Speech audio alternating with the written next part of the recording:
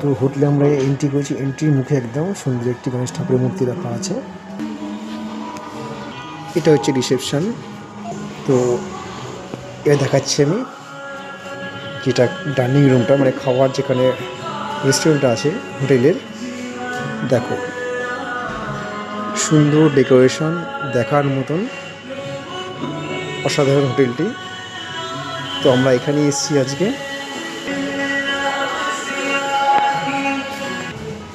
ভিতরে প্রবেশ করতেই সামনে একদম ভিতরে যে রেস্টুরেন্টটা, সুন্দর ডেকোরেশন, দেখার মতন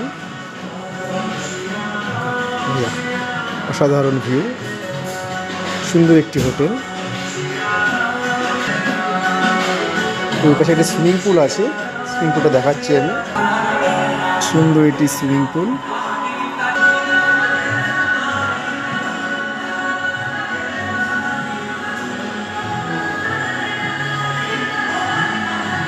পরিষ্কার পরিচ্ছন্ন, একদম দারুণ অসাধারণ হোটেলটি।